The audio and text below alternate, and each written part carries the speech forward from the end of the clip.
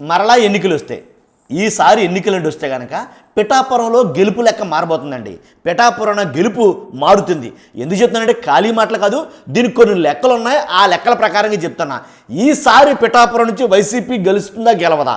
అసలు పిఠాపురమే పవన్ కళ్యాణ్ గారు అడ్డా. కాబట్టి పవన్ కళ్యాణ్ గారిని ధీటుగా ఎదుర్కొనే క్యాండిడేట్ అసలు అక్కడ ఉన్నారా లేదా? కాబట్టి పిఠాపురం ఎందుకు గెలుపు లెక్క మారుతుంది? ఇంతకు ముందు జరిగిన ఎన్నికలు చూస్తే కనుక ఆ ఎన్నికల ప్రాతిపదికన, అలాగే జరగబోయే ఎన్నికలు చూస్తే కనుక అక్కడ సామాజిక ఏవైతే ఉన్నాయో కొన్ని కారణాలు, వాటన్నింటిని లెక్కలు వేసుకుని ఒక లెక్క అయితే మన దగ్గర ఉంది. అది మీకు చెప్పబోతున్నాను. పిఠాపురంలో ఎన్నికలు ఎప్పుడు వచ్చినా సరే గెలవబోయేది ఎవరు అనేది నేను మీకు చెప్పబోతున్నాను. నేను చెప్పబోయే ముందు ఫస్ట్ మీరు లైక్ చేయండి, ఎందుకంటే ఎక్కువ మందికి ఇన్ఫర్మేషన్ షేర్ అవ్వాలి. జెన్యున్గా చెప్తాం, మన దగ్గర లెక్క ఉంది, దానికి తెక్కేం లేదు. ఆ లెక్క ప్రకారంగా చెప్పబోతున్నాం. కాబట్టి మీ అభిప్రాయాలు కూడా నాకు తెలియాలి. ఫస్ట్ మీరు లైక్ చేయండి. లైక్ చేస్తే ఎక్కువ మందికి ఇన్ఫర్మేషన్ షేర్ అవుతుంది, నాకు మోటివేషన్ ఉంది. అంతే కదా, లైక్ చేయడం మీ బాధ్యత. కాబట్టి పిఠాపురంలో గెలుపు లెక్క మారుతుందంటే కనుక మారుతుంది, దాంట్లో ఎలాంటి డౌట్ లేదు. ఎందుకంటే ఒక్కసారి పిఠాపురం భౌగోళిక స్వరూపం చూస్తే కనుక పిఠాపురంలో ఇంచుమించుగా 2,29,591 సబ్జెక్టు కరెక్షన్ 2,29,591 ఓటర్లు అయితే ఉన్నారు. పురుష ఓటర్లు ఏంటి 1,15,717 మంది. అలాగే స్త్రీ ఓటర్లు ఏంటి 1,13,869 మంది ఉన్నారు అక్కడ పిఠాపురంలో. ఈ నియోజకవర్గంలో 3 మండలాలు ఉన్నాయి: గొల్లప్రోలు, పిఠాపురం, ఈ కొత్తపల్లి. పిఠాపురం గ్రామం చూసుకుంటేనే సుమారుగా అంటే 22 గ్రామాల దాకా ఉన్నాయి. కాబట్టి 2014 ఎన్నికలు చూసుకుంటే ఒక్కసారి వెనక్కి వెళ్ళి 2014 ఎన్నికలు చూస్తే స్వతంత్ర అభ్యర్థి ఎస్విఎస్ఎన్ వర్మ ఏంటి 47,080 ఓట్లు మెజార్టీ తెచ్చుకున్నాడు. అంటే అతను పోలైన ఓట్లు ఏంటంటే 97,102 ఓట్లు పోలైనవి. ఎవరో వర్మ. ఏ వర్మ గారిని అయితే కనుక జనసేన పవన్ కళ్యాణ్ గారు కానీ అలాగే చంద్రబాబు నాయుడు గారిని అలాగా గంప కింద పెట్టి ఆపారో ఆ వర్మ గారు స్వతంత్ర అభ్యర్థిగా పోటీ చేస్తే 97,102 ఓట్లు వచ్చినాయి. అప్పుడు వైసీపీ అభ్యర్థికి అంటే పెన్నెం దొరబాబుకి 50,105 ఓట్లు వచ్చాయి. అంతేకాదు టీడీపీ అభ్యర్థి పివి విశ్వంకు 15,187 ఓట్లు వచ్చాయి. కాబట్టి స్వతంత్ర అభ్యర్థి అయిన వర్మ గారికి వచ్చిన ఓట్లు చూస్తే కనుక ఏంటి టీడీపీకి వర్మ గారికి వచ్చిన ఓట్లకి సంబంధం లేదు. ఇక్కడ వైసీపీ అభ్యర్థి బలంగానే ఉన్నాడు 2014లో. ఎందుకంటే 50,000 చిల్లర ఓట్లు వచ్చాయి. అంతేకాదు ఇప్పుడు ఒక్కసారి సామాజిక వర్గాలుగా చూస్తే కనుక ఏ సామాజిక వర్గానికి ఎన్ని ఓట్లు ఉన్నాయి పిఠాపురంలో అని ఆ నియోజకవర్గంలో చూస్తే కనుక కాపు సామాజిక వర్గం ఓట్లు దాదాపు 91,000.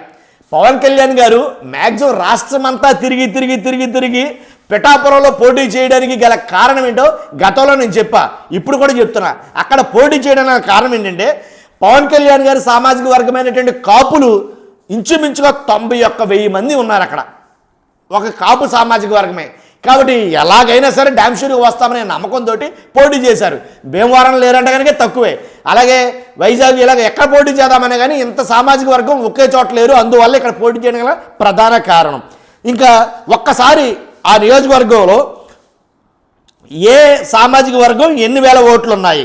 మాలలు 20,000 ఓటర్లు ఉన్నారు, శెట్టి బలిజలు 23,000 ఉన్నాయి. అలాగే చేనేత కార్మికులు వాళ్ళు కూడా అంతే. ఇంచుమించుగా మత్స్యకారులు 17,000 మంది ఓటర్లు ఉన్నారు. తర్వాత పద్మశాలీలు 16,000 మంది ఉన్నారు, రెడ్లు 10,000 మంది ఉన్నారు. అలాగే తూర్పు కాపులు 7,000 మంది ఉన్నారు, కొప్ప వెలమలు 9,000 మంది ఉన్నారు, మాదిగులు 8,000 మంది ఉన్నారు, క్షత్రియులు 6,000 మంది ఉన్నారు. ఈ రకంగా చూసుకుంటే ఎందుకు నేను గెలుపు లెక్క మారుతుందని అన్నానంటే ఇప్పుడు చెప్తా. ఇప్పుడు వరకు జరిగిన పిఠాపురంలో ఒక లెక్క అయితే కనుక ఏదైతే ఎన్నిక జరిగిన తర్వాత పిఠాపురం పవన్ కళ్యాణ్ గారు అధికారంలోకి వచ్చిన తర్వాత అక్కడి నుంచి పిఠాపురంలో కొన్ని పరిస్థితులు అయితే ఏర్పడ్డాయి. ఏంటంటే బాగా బలమైంది ఏంటంటే కనుక బాగా బలమైంది ఏంటంటే నేను చెప్పేది కాపులు ఎక్కువగా ఉన్న ఈ ప్రాంతంలో రీసెంట్గా ఏం జరిగింది, అక్కడి నుంచి గ్రామ బహిష్కరణ జరిగింది. మాలలు కావచ్చు, మాదిలు కావచ్చు, అక్కడి నుంచి గ్రామ బహిష్కరణ. ఇది మొత్తం లోకం మొత్తం చూసేటట్టు చేసింది. ఇదేంటిది, ఎక్కడి నుంచి జరిగింది? ఇది స్వయాన పిఠాపురంలో పవన్ కళ్యాణ్ గారు అధ్యక్షత వహించిన పిఠాపురం నియోజకవర్గంలో జరగడం ఇది మరీ ఘోరం. ఈ గ్రామ బహిష్కరణ ఉలిక్కిపడేలా చేసింది. కాబట్టి ఇంకా ఉందా ఇలాంటి వెలివేతలు ఇలాంటివి అని చెప్పేసి. కాబట్టి అక్కడ కొన్ని ప్రధాన సమస్యలు కూడా ఉన్నాయి. ఆ సమస్యలు కూడా చెప్తాను, మీకు సమస్యలు చెప్తాను ఒకసారి. ఎందుకంటే అప్పటి నుంచి ఇప్పటి వరకు 12 నెలలు అవుతుంది. ఇప్పటి వరకు ఏ సమస్య అక్కడ ఫుల్ఫిల్ కాలేదు. నేను చెప్పబోయే సమస్యల్లో కొన్ని ఏంటంటే గ్రామాలలో బాగా ఇరుకు రోడ్లుగా ఉండడం, వాటిని డెవలప్ చేయడం అనేది జరగలేదని వాళ్ళు అంటున్నారు. అస్తవ్యస్తంగా డ్రైనేజీని సమస్యను పరిష్కరించడం లేదు. అలాగే ఒక మినీ స్టేడియం కావాలన్నారు, అక్కడ జరగల. పాలిటెక్నిక్ డిగ్రీ కాలేజీలకు కొత్త భవనాలను నిర్మించాలి, అది జరగల. నక్కగండి శుద్ధగడ్డ కాలువలను వెడల్పు చేయడం చాలా ఇంపార్టెంట్, ఇది జరగలేదు. వ్యవసాయంపైనే ఆధారం ఎక్కడ మొత్తం నియోజకవర్గం అంతా. కానీ పిఠాపురం గొల్లప్రోలు మండలాల రైతులకు ఏలేరు అనేది ప్రధాన నీటి వనరుగా ఉంది. ఈ ఆయకట్టు పరిధిలో ఇంచుమించుగా 65,000 ఎకరాల సాగు ఉంది. 30 ఏళ్ల నుంచి ఈ ఆయకట్టు సాగు ఏదైతే ఉందో మొత్తం ఆధునికీకరించకపోవడం, తర్వాత పూడికి తీతలు కానీ ఇలాంటివి ఏం జరగకపోవడం వల్ల అక్కడ ఒక పంటే పండుతుంది, రెండో పంటకు నీరు అందటంలా. ఇది ప్రధాన సమస్య ఇక్కడ. కాబట్టి ఈ సమస్య ఇంకా ఒక కొలిక్కి రాల. అంతేకాదు ఇప్పుడు సముద్ర అలల తాకిడికి ఉప్పాడ, కొనపాపపేట కోతకు గురయ్యి మొత్తం అక్కడి నుంచి కొన్ని ఇళ్ళే సముద్రంలో కలిసిపోయినట్టు ఆశ్చర్యపోవడం అవసరంలా. కాబట్టి ఇది ప్రధాన సమస్య. సముద్ర అలల తాకిడికి ఇళ్ళే సముద్రంలో కొట్టుకుపోతుంది కోత ఎక్కువగా ఉండడం వల్ల. కాబట్టి ఉప్పాడ కానీ కొనపాప కానీ. తర్వాత సెజ్ పేరుతోటి 12,000 ఎకరాలు సేకరించారు ఎక్కడ ఈ పిఠాపురం నియోజకవర్గంలో సెజ్ పేరుతోటి. ఎప్పటికీ అక్కడ పారిశ్రామిక వాడన్నారు, అది కాదు కదా, పరిశ్రమలు అంటూ ఏమీ రాలేదు అని వాళ్ళు ఆందోళనలో ఉన్నారు. కాబట్టి తీర ప్రాంతంలో అదుపు లేకుండా ఇసుక అయితే తరలించిపోతున్నారు. ఎలాంటి ఓ పక్కనేమో సముద్రం కోతకు గురవుతుంది. ఆ కొన్ని నేను ఏదైతే చెప్పాను ఆ ఊర్లు ఉప్పాడ కానీ కోనపాపేట ఇవి కోతకు గురవుతున్నాయి. దీంట్లో ఊళ్ళకి ఇళ్ళే సముద్రంలో కలిసిపోతున్నాయి. కాబట్టి ఇలాంటి టైంలో కొన్ని చోట్లేమో ఇసుక అక్రమంగా తరలించేస్తున్నారు. ఇవి కూడా ప్రధానంగా ఉన్న సమస్యలు. ఇంకా చాలా సమస్యలు అయితే ఉన్నాయి. కానీ నన్ను అడిగితే పవన్ కళ్యాణ్ గారు చాలా సమస్యలు తీరుస్తున్నారు, పిఠాపురాన్ని అభివృద్ధి పదంలో నడిపిస్తున్నారు. ఇది చెప్పుకోవాల్సిన విషయమే, దాంట్లో ఎలాంటి డౌట్ లేదు. ఇంకా అపరిమితంగా ఉన్నాయి సమస్యలు. పవన్ కళ్యాణ్ గారు చేస్తున్న అభివృద్ధి వెల్ అండ్ గుడ్ కాదని అట్లా, అభివృద్ధి చేస్తే చేస్తున్నారని చెప్పుకోవాలి. కానీ చాలా సమస్యలు ఉన్నాయి. ఎలాగంటే కనుక అక్కడి నుంచి రాజకీయ సమస్యలు కొన్ని ఉన్నాయి. ఈ రాజకీయ సమస్యలు ఏంటంటే వర్మ గారు అక్కడ ఆయన జరుగుతున్నటువంటి ఏదైతే అవమానాలు కావచ్చు, ఎందుకంటే నాగేంద్ర బాబు గారు కొన్ని నోటు దురుసు మాటల వల్ల, కాబట్టి ఆ మాటల వల్ల వర్మ గారు బాధపడ్డ విషయం చాలా ఎలా అంటే సీరియస్ అయిన సందర్భాలు ఉన్నాయి. కాబట్టి రాజకీయంగా వర్మ గారికి అక్కడ నాగబాబు గారు కానీ జనసేన గారిని పడకపోవడం. రీసెంట్గా ఏం జరిగింది, టీడీపీ వాళ్ళు జనసేన వాళ్ళు మాటకు మాట పెరిగి జై జనసేన అంటే జై టీడీపీ అని ఎదురు కొట్టుకునే పరిస్థితులకు వచ్చారు.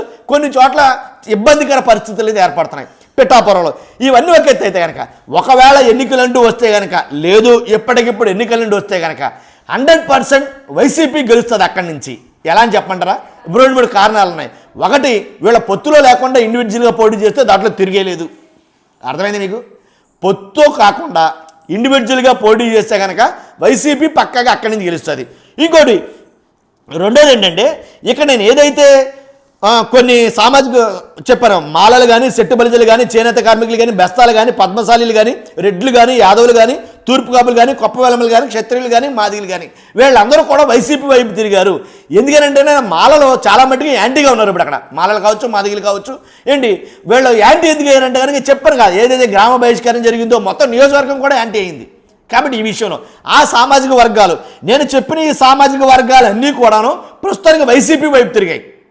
కాబట్టి వైసీపీ వైపు తిరిగాయి. ఎందుకంటే మా సమస్యలు పట్టించుకోవట్లేదు, మమ్మల్ని పట్టించుకోవట్లేదు. కాబట్టి అలాగే అసలు ఆ ప్రాంతంలో ఒక నాయకుడు అంటూ లేకపోవడం, ఉన్న నాయకుడిని నాగేంద్ర బాబు గారిని ఓన్ చేసుకోలేకపోవడం, అలాగే వర్మ గారిని ఓన్ చేసుకోవడం, ఇది ఒకటి ఉంది అక్కడ.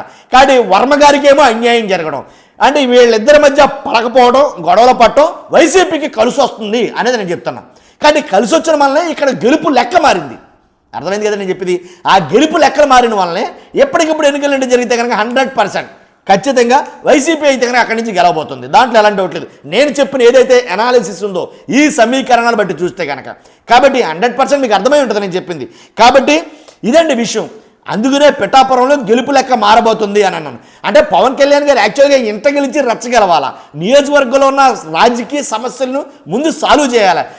వర్మ గారు ఉన్నారు, వర్మ గారికి ఆయనకి పట్టవాలా, జనసేనకని వర్మ గారికి పడినా పడకపోయినా పర్వాలా.